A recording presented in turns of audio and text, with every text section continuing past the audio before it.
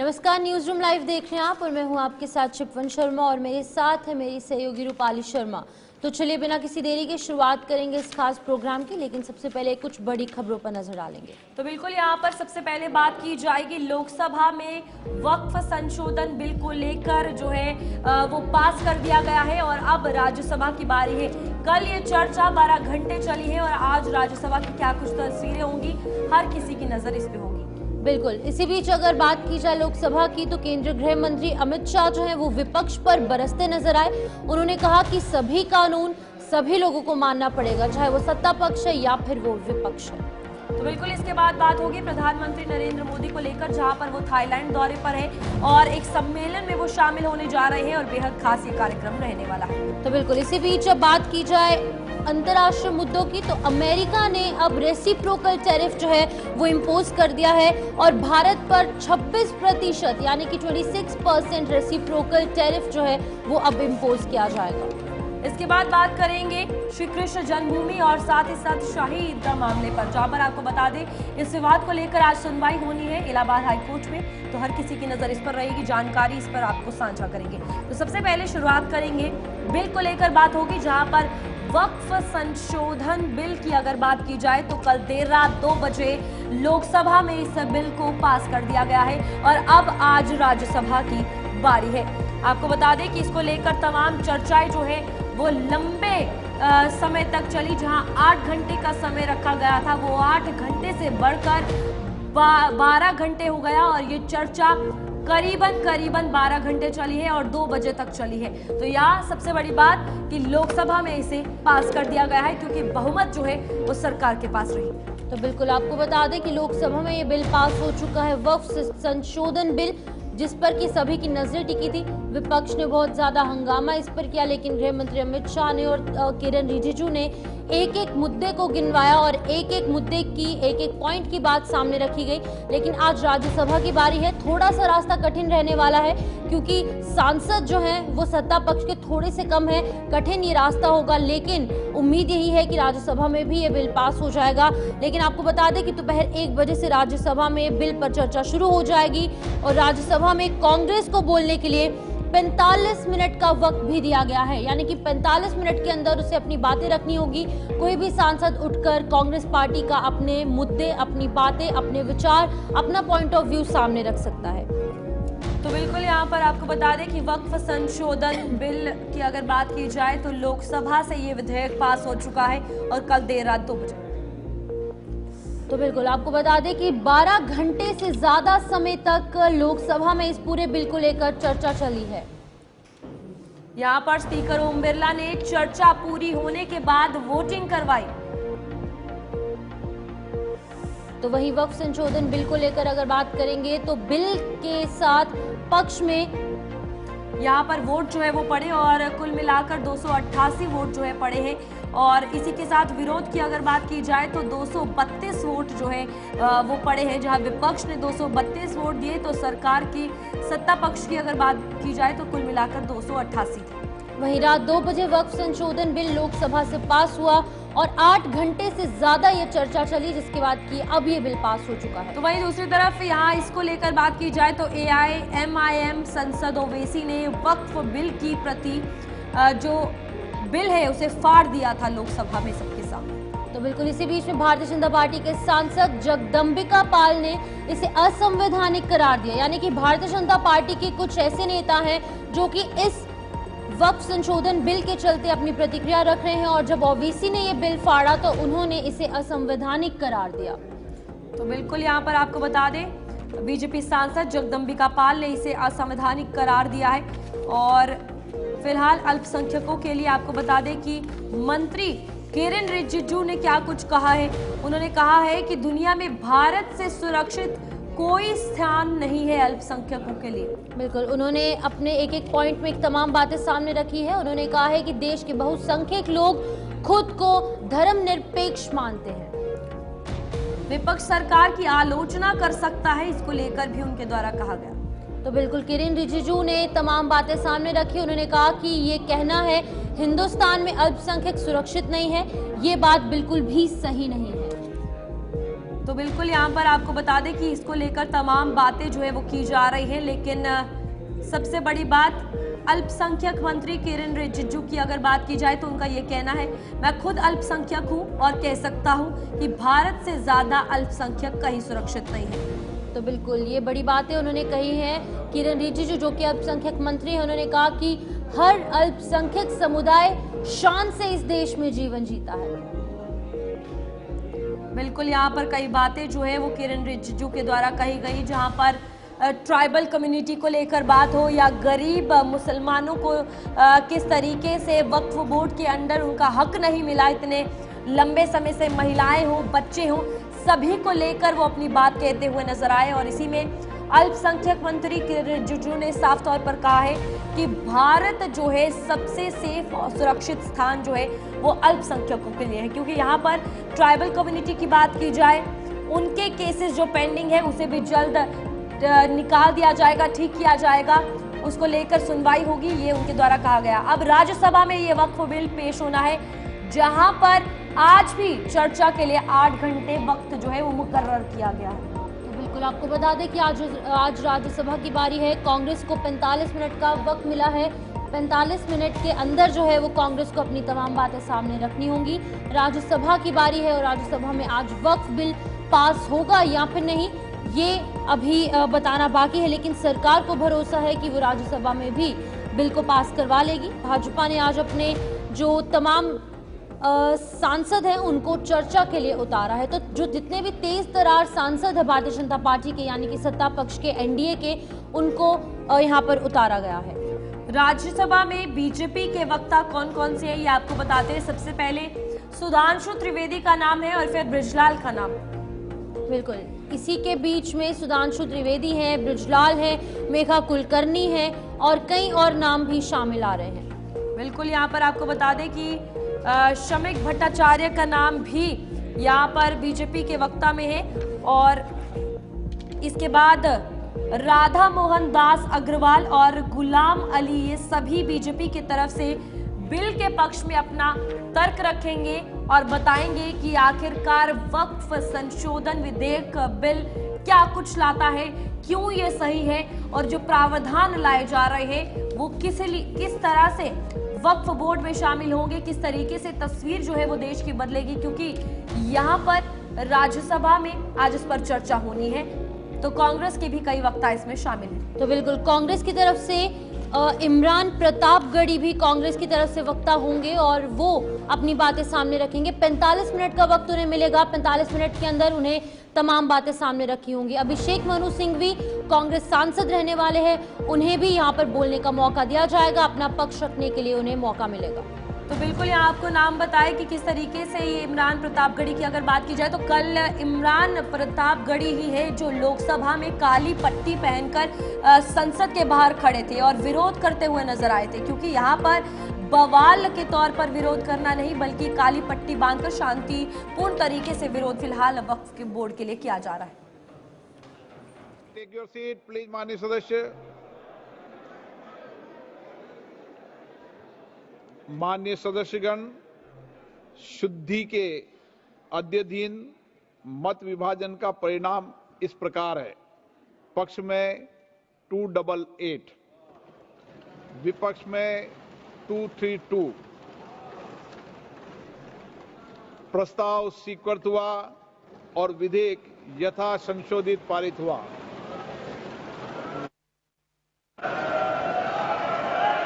Lobby खोल दी है। बना मंत्री जी अब प्रस्ताव करें कि विधेयक को यथा संशोधित पारित किया जाए। Sir, I move that the bill be passed as amended. प्रश्न ये कि विधेयक को यथा संशोधित पारित किया जाए। जो सदस्य इसके पक्ष में हाँ कहें, जो सदस्य विरोध में ना कहें। मेरे विचार में निर्णय हाँ वालों के पक्ष में, हाँ वालों के पक्ष में प्रस्ताव स्वीकृत हुआ, विधेयक पर यथा संशोधित पारित हुआ। बना तो आपने सुना किस तरीके से राज्यसभा में आज ये बिल पेश होने वाला है और आज भी 8 घंटे का वक्त समय सीमा जो है वो तय की गई है। कल जिस तरीके से हमने देखा कि रात 2 बजे के बाद ये जो बिल है पेश हुआ। ताबिश कमाल हमारे साथ ज्वाइन कर चुके हमारे संवाददाता। ताबिश, आपसे पूरी जानकारी लेना चाहेंगे। आज का रास्ता थोड़ा सा कठिन हो सकता है, जैसे लोकसभा में मेजॉरिटी है तो इजीली ये बिल पास हो गया, लेकिन राज्यसभा में क्या कुछ लगता है किस तरीके से बिल पास हो पाएगा, क्योंकि रास्ता थोड़ा सा कठिन है। मेजॉरिटी भारतीय जनता पार्टी के पास, एनडीए के पास नहीं है। देखिए, राज्यसभा में भी बड़ी आसानी से भारतीय जनता पार्टी इस बिल को पास करा ले, क्योंकि अगर भारतीय जनता पार्टी की बात की जाए तो 98 तो राज्यसभा सांसद उनके पास है और कुल मिलाकर के अगर एनडीए के कुंभे की बात कर ली जाए तो लगभग 121 सांसदों का पूरा जो बेड़ा है वो उनके पास में है। इस बिल को पास कराने के लिए 115 वोटों की जरूरत है, जो कि 119 वोटों की जरूरत है, जो कि 2 वोट कहीं ना कहीं अभी भी ज्यादा नजर आ रहे हैं। ये भारतीय जनता पार्टी की तरफ से अपने आंकड़े दिए जा रहे हैं, लेकिन चूंकि जिस तरह से कल हमने देखा कि 288 वोट जहां 293 में से 288 यानी 5 वोट का अंतर वहां देखने के लिए मिला, तो वो अंतर कहीं अगर यहां पर आ जाता है तो थोड़ी परेशानी जरूर होगी। लेकिन राज्यसभा में भी पार्टी की तरफ से सभी सांसदों को सदन में रहने का आदेश जारी कर दिया गया है। सभी को इस बिल के समर्थन में वोट करना है। एनडीए ने पहले ही तमाम सांसदों को लोकसभा में ये आदेश दे दिए थे। एनडीए के सभी सांसद मौजूद रहे थे और सबने इस बिल के समर्थन में लोकसभा में अपना वोट कास्ट किया था। और ऐसे में ही राज्यसभा में अगर देखा जाए तो राज्यसभा में भी यही परिस्थितियां हैं। राज्यसभा में भी एनडीए बहुत आसानी के साथ इस बिल को पास करा सकती है, लेकिन सबसे ज्यादा कॉन्फ्रेंस एनडीए को अपने घटक दलों को साथ में लेना होगा। एनडीए के घटक दल बिल्कुल साथ में खड़े हों, तब ये बहुत आसान हो जाता है भारतीय जनता पार्टी के लिए। हालांकि लोकसभा में जिस तरह से एनडीए की एकजुटता नजर आई है, उससे साफ हो गया है कि राज्यसभा में भी एनडीए की एकजुटता इसी तरह से रहेगी और बिल बहुत आसानी से पास हो जाएगा। अब चूंकि इस बिल को लेकर के लगातार एक माहौल गर्म नजर आ रहा है, देश के अंदर लगातार राजनीतिक माहौल गर्म है, तो उस पर अलग अलग राजनीतिक पंडितों का अलग अलग तरह से लगातार बयान भी आ रहा है। सुरक्षा के लिहाज से कड़ी सुरक्षा व्यवस्था भी की गई है, खासतौर से दिल्ली देश की राजधानी, और यहाँ पर लगातार all India Muslim personal law board और जमीयत उलमा हिंद की तरफ से अलग अलग प्रेस कॉन्फ्रेंस की गई हैं। बिल का विरोध किया गया है और तमाम जो मुस्लिम और संगठन हैं उन्होंने भी इस बिल का विरोध किया है। तो ऐसे में दिल्ली पर बहुत ज्यादा फोकस रहेगा, दिल्ली की कानून व्यवस्था बेहतर रहे, दिल्ली के अंदर कोई अशांति ना हो, और इसीलिए आसपास के बॉर्डर एरियाज को भारी सुरक्षा के किले में तब्दील किया गया है। गाजियाबाद से अगर आप एंट्री करेंगे या आप नोएडा या फरीदाबाद गुड़गांव की तरफ से, तो आपको वहां पर उन राज्यों की पुलिस प्लस दिल्ली राज्य की पुलिस आपको सुरक्षा में मुस्तैद नजर आएगी। तो ऐसे में आज कुछ ही देर के बाद राज्यसभा में इसकी कार्रवाई शुरू हो जाएगी।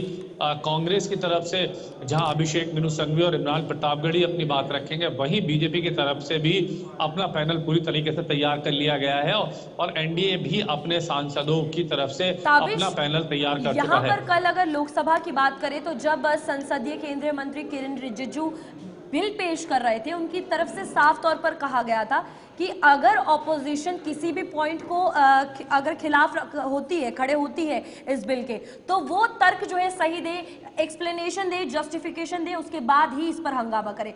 और आज ये कहा जा रहा है कि राज्यसभा हो लोकसभा हो, नंबर गेम पर यह सब निर्भर कर रहा है और आज भी वही पैटर्न देखने को मिलेगा। देखिए, जो भी चीज है वो नंबर गेम पर निर्भर करेगी। लोकसभा में भी सबसे बड़ी बात नंबर गेम की थी और राज्यसभा में भी आज सबसे बड़ी बात नंबर गेम की है। शुरुआत से यही था कि टीडीपी और जेडीयू का क्या रुख रहने वाला है, और जो सेकुलर पार्टी है जिनसे मुस्लिम संगठनों ने अपील की थी कि आप इस बिल के मुखालफत में वोट कीजिए, वो तमाम जो पॉलिटिकल पार्टी है वो मुस्लिम संगठनों की अपील को दरकरार करते हुए सरकार के साथ खड़ी हुई नजर आई। और इसीलिए यही वजह है कि सेकुलर पार्टी, चाहे उसमें टीडीपी हो, जेडीयू हो, एलजेपी-आर हो, आरएलडी हो या जीतन राम मांझी की पार्टी हम हो, ये तमाम पॉलिटिकल पार्टी हैं जिनसे उम्मीद थी कि ये पॉलिटिकल पार्टी इस बिल के मुखालफत में वोट करेंगी, लेकिन ये तमाम पॉलिटिकल पार्टी एक साथ खड़ी हुई नजर आए हैं। यही वजह है कि अब बीजेपी पूरी तरह से आश्वस्त है कि राज्यसभा में भी आसानी के साथ ये बिल पास हो जाएगा और ये बहुत जल्द कानून का एक रूप ले लेगा। सरकार की तरफ से बिल्कुल स्पष्ट कर दिया गया है कि जो बनाया गया कानून है उसको सबको मानना होगा। कल गृह मंत्री अमित शाह ने इस बात को पूरी तरह से साफ कर दिया है। तो ऐसे में मुझे नहीं लगता कि बहुत ज्यादा कोई अड़चन आने वाली है। राज्यसभा में भी बहुत आसानी के साथ भारतीय जनता पार्टी या यूं कहें कि सरकार इस बिल को पास करा लेगी। लेकिन ताबिश एक छोटा सा जवाब चाहूंगी। जैसे कल हमने देखा कि 5 सांसदों ने क्रॉस वोटिंग की, अगर आज क्रॉस वोटिंग हो जाती है तो कितना बड़ा चेंज हो सकता है? क्योंकि अभी नंबर, जैसे आपने समझाया कि नंबर गेम पर निर्भर करता है, अगर बाय चांस क्रॉस वोटिंग हो गई फिर ये बिल पास नहीं हो पाएगा। देखिए, ये बहुत अहम बात है कि अगर क्रॉस वोटिंग हो जाती है या किसी भी सूरत में किसी तरह से वोट नहीं पड़ते हैं, वोट कास्ट नहीं होते हैं, तो ये भारतीय जनता पार्टी या सरकार के लिए बहुत चुनौती हो जाएगा। लेकिन अगर सब कुछ ठीक रहता है तो हो सकता है कि बहुत आसानी से ये बिल पास हो जाए। बिल्कुल ठीक है, बहुत बहुत शुक्रिया तमाम जानकारी देने के लिए। ताबिश कमाल यहाँ पर अपडेट कर रहे थे किस तरीके से आज राज्यसभा में वक्फ अमेंडमेंट बिल जो है वो पेश होगा। आप सभी की नजरें इस पर है क्योंकि कल जब लोकसभा में ये पास हुआ उसके बाद जो विपक्ष है उन्होंने इसे फाड़ा और इसी बीच में कुछ अलग तरीके की तस्वीर निकलकर सामने। अब आज क्या कुछ होगा वो भी देखने वाली बात होगी। लेकिन अगर हम कल लोकसभा की बात करेंगे तो लोकसभा में कल विपक्ष पर केंद्रीय गृह मंत्री बरसते नजर आए। उन्होंने तमाम बड़ी बातें यहाँ पर सामने रखी। उन्होंने कहा कि सभी को कानून मानना ही पड़ेगा। ये अमित शाह की बड़ी बातें एक एक कर सामने आपको बताएंगे। तो बिल्कुल यहाँ आपको बता दें कि बिल वक्फ की संपत्ति के रखरखाव के लिए है। ये भी केंद्रीय गृह मंत्री अमित शाह के द्वारा कहा गया, मुसलमानों को फायदा होगा। और यहाँ पर आपको बता दें कि जिस तरीके से विपक्ष बरसा था, साफ तौर पर गृह मंत्री अमित शाह ने एक जवाब में कहा ये कानून है और इसे जो है सभी को स्वीकारना होगा। ये कानून तो बनकर रहेगा। और देर रात जब ये चर्चा समाप्त हुई, वोटिंग हुई, काउंटिंग हुई, तो साफ तौर पर बिल पास हुआ। और बरसते हुए जिस तरीके से केंद्रीय गृह मंत्री नजर आए, साफ तौर पर पता चलता है यहाँ पर कानून को लेकर जिस तरीके से यूपीए या फिर कांग्रेस या विपक्षी दल सवाल उठा रहे थे कि कॉन्स्टिट्यूशन का मिसयूज किया जा रहा है, मिसलीड किया जा रहा है, गुमराह जो है वो किया जा रहा है, तो इस पर जवाब जो है खुद केंद्रीय गृह मंत्री अमित शाह ने कल दिया। तो बिल्कुल आपको बता दें कि केंद्रीय गृह मंत्री अमित शाह ने कहा है कि विपक्ष इस देश को तोड़ देगा और वो इस सदन के माध्यम से देश के मुसलमानों से कहना चाहते हैं कि उनके वक्फ में एक भी गैर मुस्लिम नहीं आएगा। इस कानून में ऐसा कोई प्रावधान नहीं है।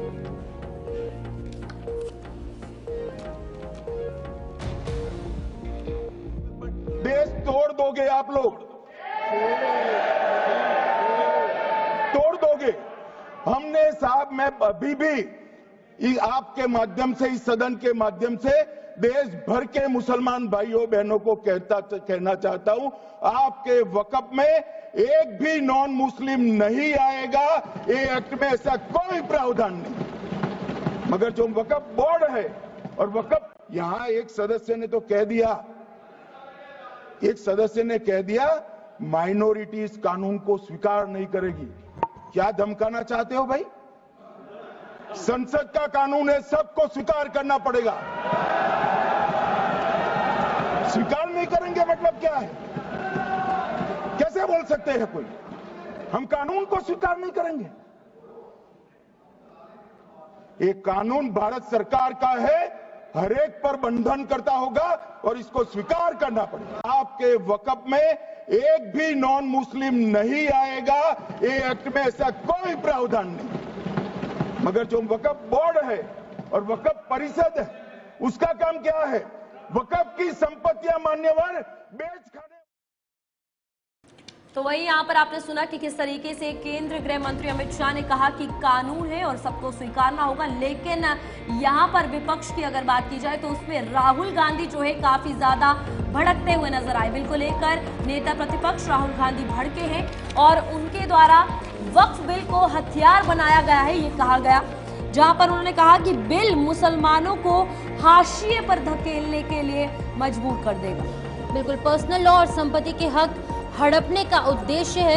ये तमाम बातें लीडर ऑफ ऑपोजिशन सांसद राहुल गांधी ने कही हैं। उन्होंने कहा कि वक्फ अमेंडमेंट विधेयक मुसलमानों को हाशिए पर धकेलने और उनके निजी कानूनों और उनकी प्रॉपर्टी, उनकी संपत्ति के अधिकारों को हड़पने के उद्देश्य से बनाया गया एक हथियार है। आरएसएस हो या फिर भारतीय जनता पार्टी हो और उनके सहयोगी हैं, उनके द्वारा संविधान पर यह हमला आज मुसलमानों पर लक्षित है, लेकिन भविष्य में अन्य समुदाय को निशाना बनाने के लिए एक मिसाल कायम करता है। तो यहाँ पर आपको बता दें कि बिल को लेकर राहुल गांधी भी भड़के हैं और काफी ज्यादा बयान जो है उन्होंने दिए हैं, जिसमें मुसलमानों को लेकर ये कहा गया कि उनके साथ यहाँ पर कहीं ना कहीं अत्याचार होगा और मिसयूज जो है कॉन्स्टिट्यूशन का सरकार कर रही है और गुमराह करने की कोशिश जो है वो की जा रही है, चाहे वो माइनॉरिटीज़ हो या फिर यहाँ मुसलमानों की बात हो, गरीबों की बात हो, बच्चों की बात हो या फिर महिलाओं की बात हो।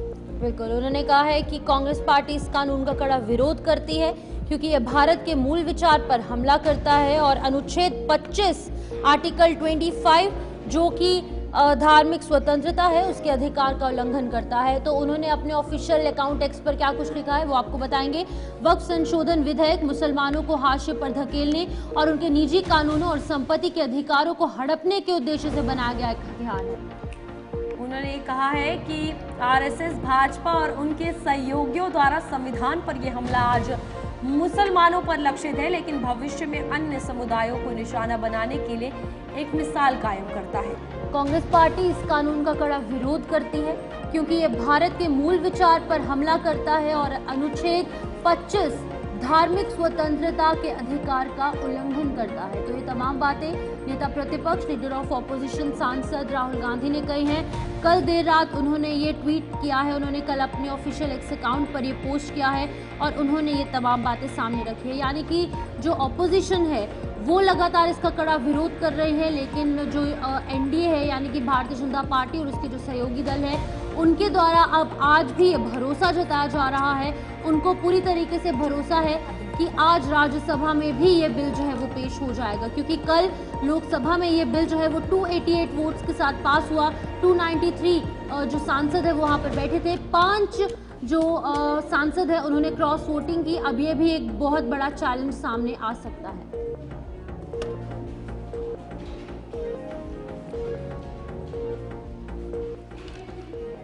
तो चलिए इसी बीच आगे बढ़ जाएंगे, जहां पर एक तरफ वक्फ बिल को लेकर लगातार बातें निकलकर सामने आ रही है। राज्यसभा में आज ये बिल पेश होगा, लेकिन वहीं पर हर गली कूचे में, हर गली मोहल्ले में, अलग अलग स्टेट्स में इसको लेकर हाई अलर्ट जारी किया गया है। उत्तर प्रदेश से लेकर दिल्ली तक अलर्ट पर पुलिस प्रशासन नजर आ रही है। सोशल मीडिया पर भी कड़ी निगरानी पैनी नजर रखी जा रही है कि कोई भी पोस्ट, वीडियोज या फिर फोटोज वायरल ना हो, आपत्तिजनक कोई टिप्पणी ना कर दे, ताकि लोगों का दिमाग अलग तरीके से जाए, भड़काऊ बयान ना सामने आए। इन तमाम चीजों को लेकर हाई अलर्ट पर सिक्योरिटी रखी गई है। तो आपको बता दें कि उत्तर प्रदेश है, दिल्ली है या फिर कई और राज्य हैं जहां पर की जो सिक्योरिटी है वो हाई अलर्ट पर है।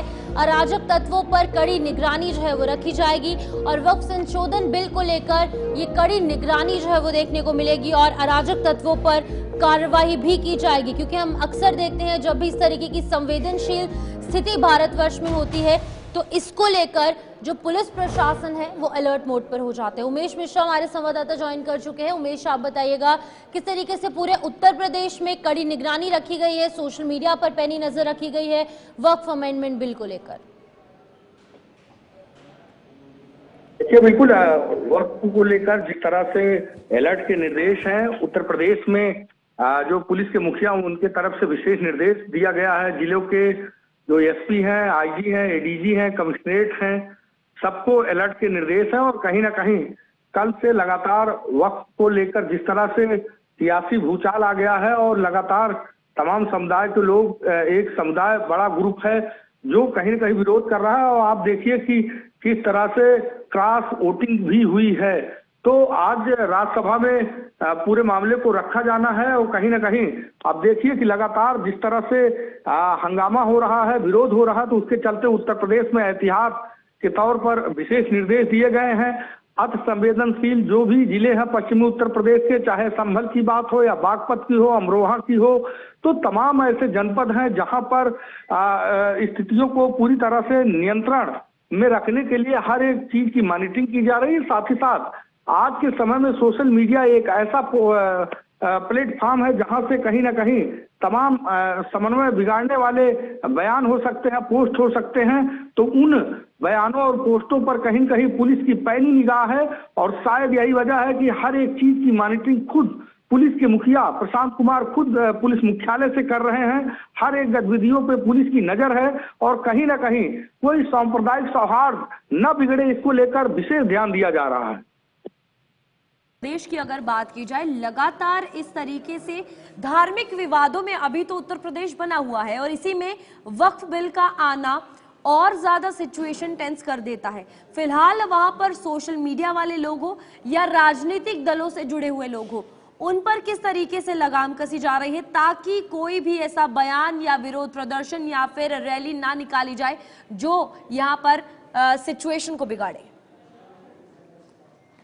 चीज का विरोध तरीके से हो सकता है, संवैधानिक तरीके से हो सकता है, लेकिन वहीं अगर कोई भी कोई ऐसा पोस्ट करेगा या ऐसा बयान देगा जिससे धार्मिक भावना किसी का हर्ष हो सकती है या कोई दंगा भड़काने जैसी कोई बयानबाजी दे सकता है, तो ऐसे पॉलिटिकल लीडरों पर, ऐसे नेताओं पर कहीं न कहीं पुलिस की पैनी निगाह है।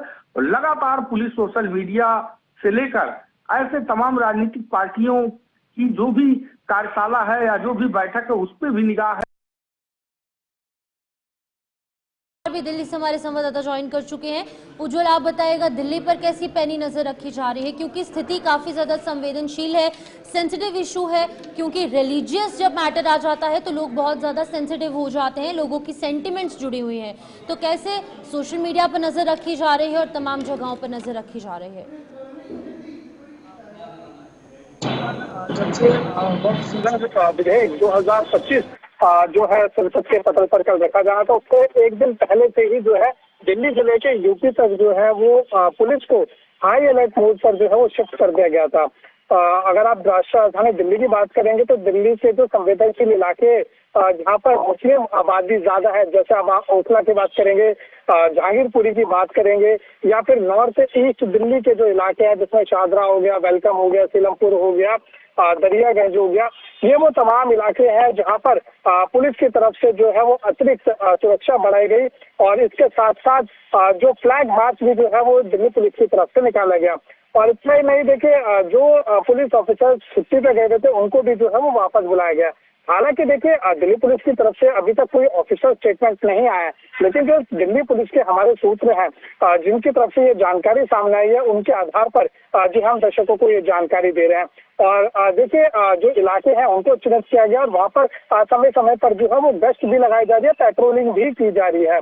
और इसके साथ ही देखिए जो है वो सोशल मीडिया अकाउंट्स पर भी जो है वो दिल्ली पुलिस की पैनी नजर है कि सोशल मीडिया के थ्रू जो है कोई दिल्ली में कहीं ना कहीं जो है वो आपसी भाईचारा खराब करने की कोशिश ना करे, जो सौहार्द है आपसी वो कहीं ना कहीं खराब ना हो, इसलिए पूरी पैनी नजर दिल्ली पुलिस ने बना रखी है। उज्जवल, लेकिन यहाँ पर जिस तरीके से हमने कल भी देखा था, विरोध हुआ था, संसद के बाहर भी प्रदर्शन हुआ था, काली पट्टी बांधकर हुआ था यहाँ पर, लेकिन कुछ लोगों के द्वारा ये भी एलिगेशन लगाया गया है कि हमने विरोध प्रदर्शन करना था लेकिन हमें रोक दिया गया, हमें घर से नहीं निकलने दिया गया। तो ये एलिगेशन लग रहे हैं पुलिस पर कि सरकार हमारी बातों को आगे रखने ही नहीं देना चाहती, वो ये दिखाना ही नहीं चाहती कि लोग इसका विरोध भी कर रहे हैं। देखिए रूपाली, ये जो एलिगेशन है ये दिल्ली में फिलहाल जो है अभी तक ऐसी खबर कोई सामने नहीं आई है कि दिल्ली में जो है वो दिल्ली पुलिस ने रोका है। हाँ, दिल्ली से अगर आप सटे उत्तर प्रदेश की बात करते हैं तो वहाँ से ये खबरें जो है वो जरूर बाहर आ रही हैं। अगर आपने कल संसद के अंदर की बात करें तो देखिए कांग्रेस के जो राज्यसभा सांसद हैं महाराष्ट्र से इमरान प्रतापगढ़ी, उन्होंने जो है वो काले कपड़े पहनकर पहुंचे थे और उन्होंने वक्फ का जो बोर्ड में जो विधेयक में 2025 का जो संशोधन किया जा रहा था उससे पहले अपना विरोध जो है वो जाहिर किया। लेकिन इसके साथ साथ दिल्ली में एक ऐसी तस्वीर भी देखने को मिली जहां पर जब ये बिल संसद के अंदर पेश हुआ उसके बाद जो है वो जो मुस्लिम समुदाय के लोग थे, जो महिलाएं थी, वो रेलवे भवन के पास जो है वो कहीं ना कहीं इसका समर्थन करती हुई भी जो है वो दिखाई दे रही थी। और देखिए कल 12 घंटे की लंबी चर्चा हुई, उसके बाद 288 जो है वो वोट इसके पक्ष में पड़े और 232 जो है वो इसके विरोध में पड़े। आज भी अगर आप सुबह देखेंगे तो कांग्रेस के सीपीपी की बैठक हुई है, कांग्रेस के पार्लियामेंट्री कमेटी की बैठक हुई जिसमें कांग्रेस के सारे सांसद मौजूद रहे और ये जो बैठक की अध्यक्षता करेंगे खुद सोनिया गांधी ने। ठीक है उज्जवल, बहुत बहुत शुक्रिया तमाम जानकारी देने के लिए। उज्जवल यहाँ पर अपडेट कर रहा था। तो बिल्कुल यहाँ पर जम्मू कश्मीर से इस वक्त की बड़ी खबर सामने आ रही है जहां पर आपको बता दें कि सीएम उमर अब्दुल्ला ने एक इमरजेंसी मीटिंग बुलाई है, यानी कि कल महत्वपूर्ण बैठक जो है वो बुलाई गई है और इसमें नेशनल कॉन्फ्रेंस कांग्रेस आजाद उम्मीदवारों को बुलाया गया है।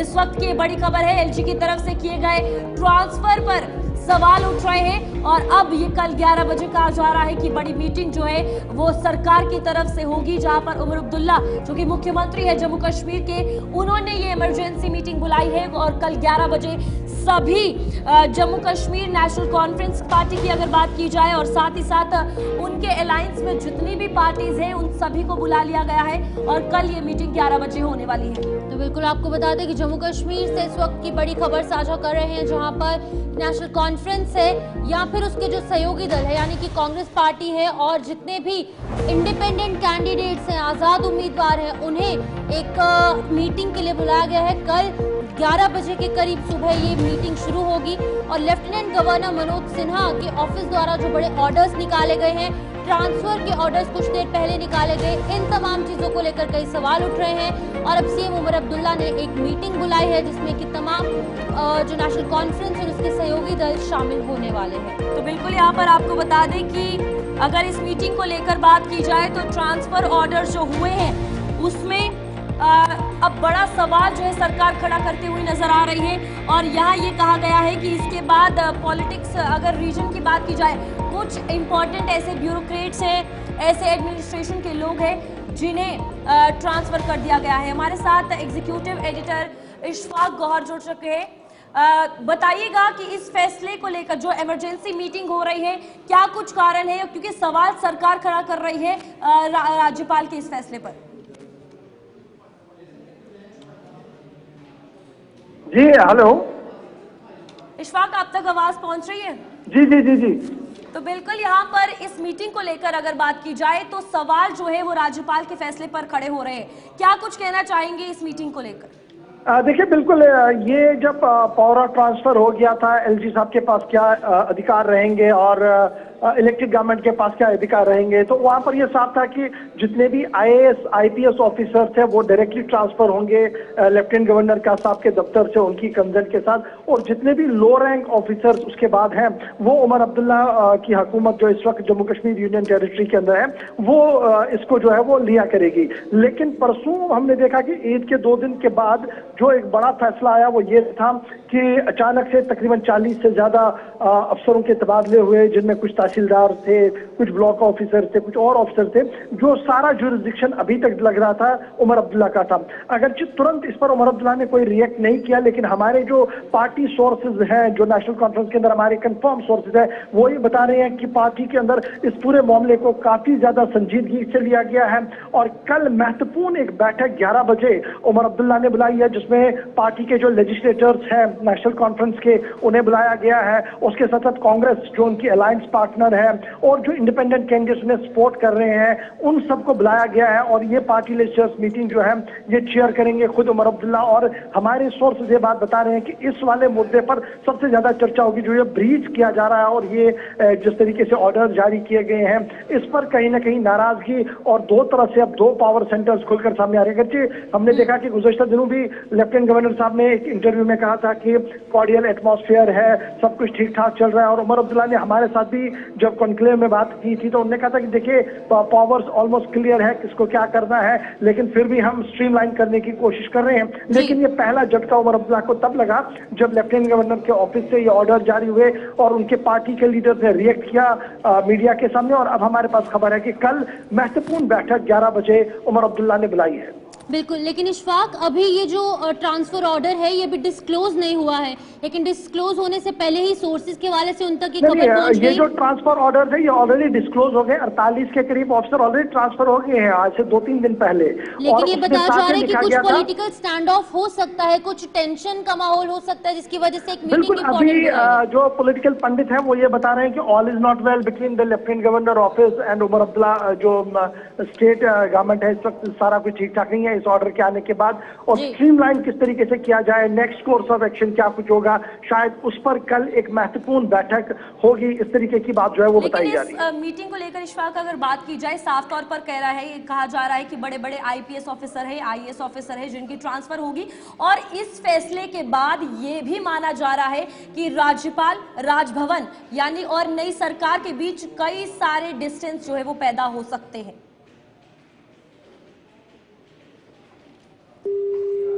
तो चलिए यहाँ पर संपर्क जो है वो टूट चुका है, लेकिन एलजी के इस फैसले को लेकर अगर बात की जाए तो सियासी पारा बढ़ेगा, टेंशन का माहौल जो है वो नवनिर्वाचित सरकार यानी कि न्यूली जो सरकार बनी है उसके बीच में देखने को मिल सकता है, जहां एडमिनिस्ट्रेशन के कई बड़े लोग आईपीएस आईएएस अधिकारी जो है उनके तबादले की बात सामने आई है। इसके बाद तमाम ब्यूरोक्रेट्स को जो है वो ट्रांसफर किया जाएगा और इसमें अब कल मीटिंग जो है काफी इंपॉर्टेंट बुलाई गई है जो कि करीबन 11 बजे होगी। और सबसे बड़ी बात है कि टेंशन जो है अब सरकार जो कि राज्य की सरकार है, यूटी की सरकार है, उसके बीच और राज्यपाल के बीच बनती हुई भी नजर आएगी। ये तमाम जितने भी राजनीतिक पर्यवेक्षक हैं उनके द्वारा माना जा रहा है। तो फिलहाल ये जम्मू कश्मीर से इस वक्त की बड़ी खबर है, जहां सीएम उमर अब्दुल्ला ने कल ये इंपॉर्टेंट बैठक बुलाई है और इस पर तमाम चर्चाएं जो है वो नेशनल कॉन्फ्रेंस, कांग्रेस और जितने भी independent candidates Jammu Kashmir national conference party के अलायंस में है वो करने वाले हैं। तो बिल्कुल हमारे साथ फिर से Ishfaq Gauhar executive editor Gulistan news की ज्वाइन कर चुके हैं। गौहर सर, आप बताइएगा, जैसे कि हम देख रहे हैं कि all is not well between LG and CM, लेकिन एक बार फिर से एक सेम ही तस्वीर, एक इसी तरीके की पिक्चर सामने आ चुकी है जब दोनों के बीच में सहमति नहीं बन पा रही है। जितने भी एफर्ट्स हो जाए सीएम उमर अब्दुल्ला की तरफ से, लेकिन फिर भी ये गैप कहीं ना कहीं फिलअप होने में दिक्कत हो रही है। देखिए, बिल्कुल एक बैठक होती है जो आप रूटीन में बुलाते हैं, तो उसमें लिखा जाता है कि जनाब आप आए, मीटिंग है, हमने कुछ एजेंडा सेट किया, उस पर बात होती है। जब आप अपने सारे लेजिस्लेटर्स को बुलाते हैं पार्टी के और साइमल्टेनियसली फिर आप अपने अलायंस को भी बुलाते हैं, और मेरे सोर्सेज ये कंफर्म कर रहे हैं कि जब कन्वे किया गया तो उसमें ये कहा गया कि जनाब इमरजेंसी बैठक है। वर्ड इमरजेंसी मीन्स कि ऑल इज नॉट वेल। और अब की बार ये बहुत ज्यादा हर्ट शायद नेशनल कॉन्फ्रेंस को हुआ है कि जिस तरीके से ये ब्रीच किया गया, और शायद वो इस पर आगे की रणनीति क्या बनाएंगे, किस तरीके से इसको लेंगे, एक बड़ा सवाल होगा। लेकिन कल क्या कुछ होगा 11 बजे, ये पॉलिटिकली काफी ज्यादा इंपॉर्टेंट है, क्योंकि नेशनल कॉन्फ्रेंस ने इलेक्शन जीतने के बाद इस तरीके की बैठक पहली बार बुलाई है जहां पर वर्ड इमरजेंसी का यूज किया गया हो, और जो उनके क्लोज एस्टेट्स है जिन्हें कल मीटिंग के लिए बुलाया गया है उन्हें कहा गया कि जनाब आप सारे काम छोड़िए, महत्वपूर्ण बैठक है। और जो मेरे सोर्स है वो ये कंफर्म कर रहे हैं कि सारी बैठक जो है वो सिर्फ इसी पर चर्चा रहेगी कि जो हमारे अधिकार हैं 5 अगस्त 2019 के बाद, जिस तरीके से लेफ्टिनेंट गवर्नर साहब के अपने अधिकार हैं, इलेक्टेड गवर्नमेंट के अपने अधिकार है, क्या उनमें किसी तरीके का ब्रीच हुआ है, नहीं हुआ है, अगर ये अफसरों की तबादले और तकर्रियां करनी थी, क्या ये इतना इंपॉर्टेंट था कि without consent of chief minister किया जा सकता है। और अगर ये शुरुआत है तो आने वाले दिनों में फिर और भी ज्यादा परेशानियां होगी। एक तरफ से ये है, दूसरी बड़ी महत्वपूर्ण बात ये भी है कि स्टेटहुड के मामले पर भी शायद नेशनल कॉन्फ्रेंस एक बड़ा प्लान कल एग्जीक्यूट करेगी, और यही वजह कि कल 11 बजे की मीटिंग बुलाई गई है।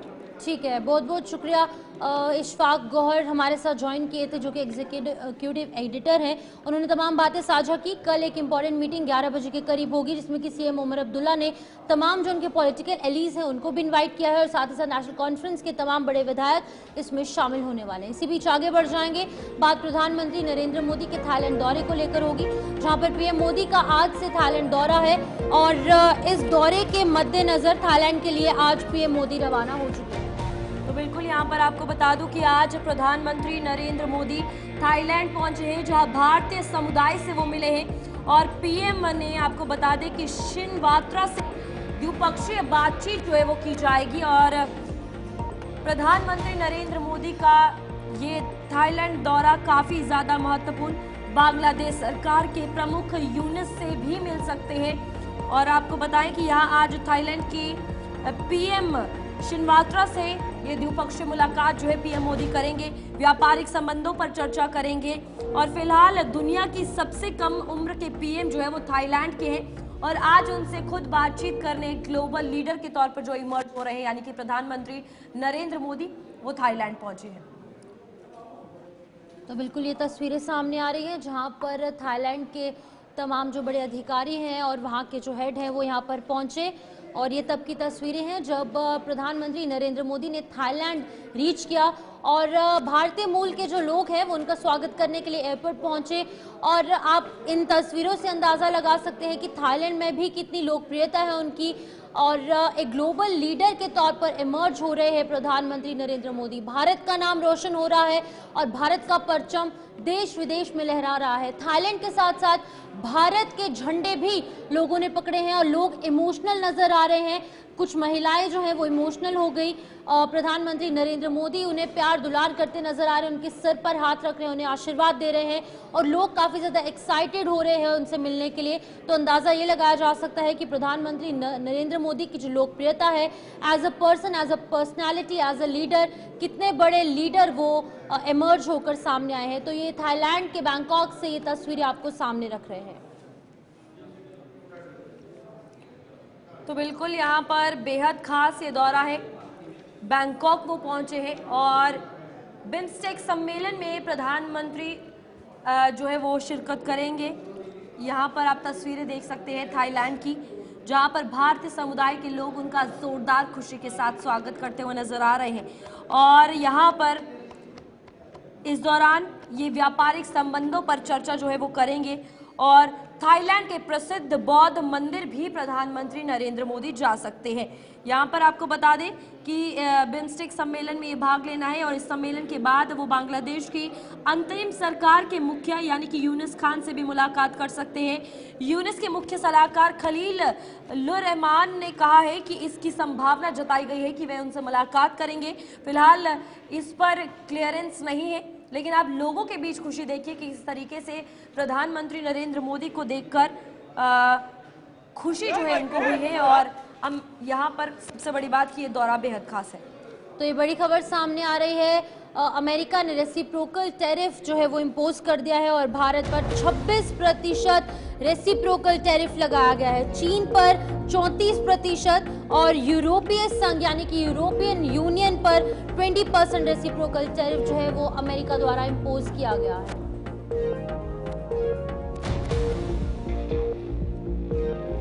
बिल्कुल यहाँ पर आपको बता दें भारत पर 26% रेसिप्रोकल टैरिफ जो है वो लगाया गया है और इसी में अमेरिका ने ये रेसिप्रोकल टैरिफ लगाया है। हमारे साथ सुधीर सिंह विदेश मामलों के जानकार जो है वो जुड़ चुके हैं। सुधीर जी, सबसे पहले आपका बहुत बहुत स्वागत है। और इस टैरिफ को लेकर जो अब लगाया गया है अमेरिका के द्वारा, क्या कुछ कहना चाहेंगे? जी, हमसे सवाल है। हेलो, ये मेरे से सवाल है? जी जी, आपसे ही पूछ रहे हैं। हाँ, देखिए, ये जो ट्रम्प साहब ने टैरिफ लगाया है, एक तरफा टैरिफ है और दुनिया के लगभग 100 देशों पे लगा है। तो ये निश्चित तौर पर वो डिप्लोमेसी से आराम से भी बातचीत से भी किया जा सकता था। अमेरिका का व्यापार घाटा लगभग $1 ट्रिलियन के आसपास है, $900 बिलियन के आसपास माना जाता है। तो उनके लिए चिंता का विषय है, उसको हल करना उनकी प्राथमिकता निश्चित तौर पर है, लेकिन इसको डिप्लोमेसी के जरिए हल करना चाहिए था। एक तरफा डिक्लेयर करने से क्या होगा कि एक ट्रेड वॉर उन्होंने लॉन्च कर दिया है। वॉर जब होता है तो लोगों को तकलीफ होती है। तो आप देखेंगे कि अभी यूक्रेन रशिया में जो सीधा वॉर चल रहा है तो लोगों को तकलीफ है, लेकिन ट्रेड वॉर से भी तकलीफ होती है। वस्तुओं के दाम बढ़ जाते हैं और तरह की समस्याएं भी होती हैं और ये अमेरिका के लोगों को भी झेलना पड़ेगा। मैं एक एग्जाम्पल दूं कि इंडिया से सबसे ज्यादा सस्ती दवाइयां जो है अमेरिका जाती है।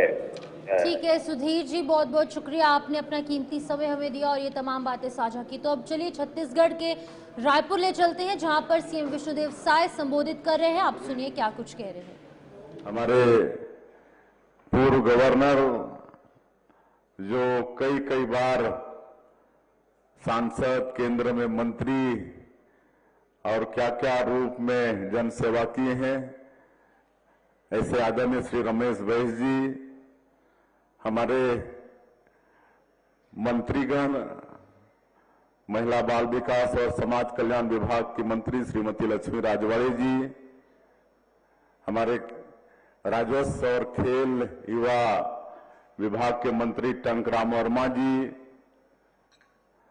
हमारे विधायकगण संपत अग्रवाल जी, मोतीलाल साहू जी, अनुज शर्मा जी, गुरु खुशवंत साहिब जी और नवनियुक्त छत्तीसगढ़ योग आयोग के अध्यक्ष श्री रूप नारायण सिन्हा जी, आदरणीय डॉक्टर राम प्रताप सिंह जी, इनको रात में ही नया दायित्व मिला है।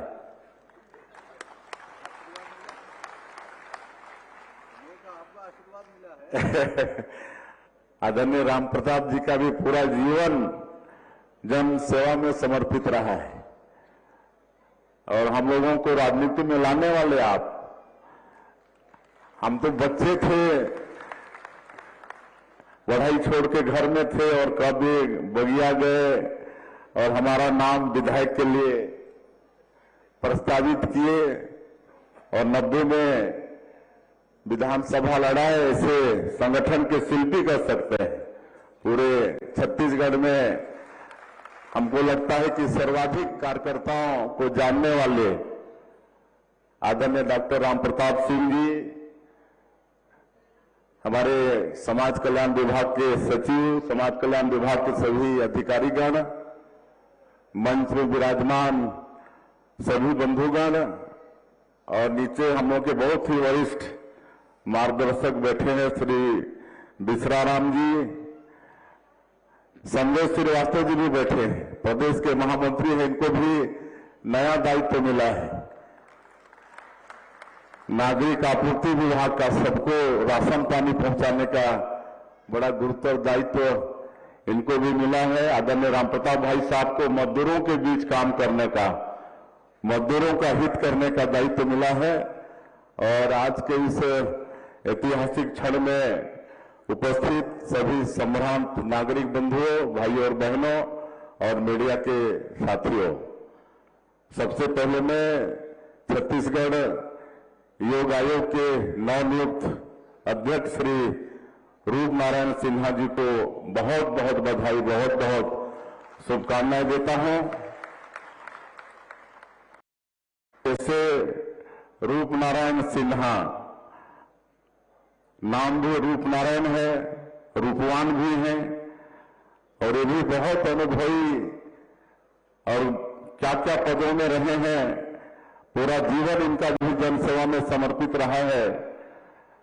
हम अपने क्षेत्र में राजनीति में सीमित थे, तब से इनको देख रहे हैं, संगठन के लिए काम कर रहे हैं, लगातार लोगों को जोड़ने का काम किए हैं।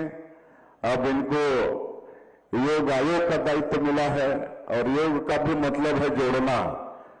अब योग के माध्यम से पूरे छत्तीसगढ़ को जोड़ने का काम और छत्तीसगढ़ को स्वच्छ रखने की बड़ी जिम्मेदारी उनको मिली है।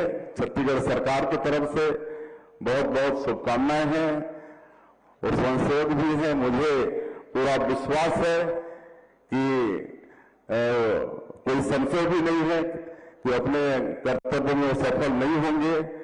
पूरे उन्होंने कहा भी है, पूरे प्रदेश में घूम घूम कर योग को प्रत्येक व्यक्ति के दिनचर्या का अंग बनाएंगे और इसमें वो सफल भी होंगे।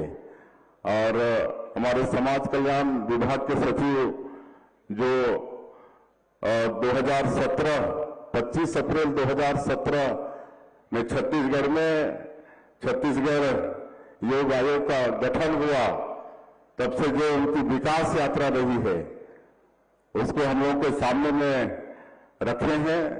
मैं धन्यवाद देना चाहूंगा समाज कल्याण विभाग को। और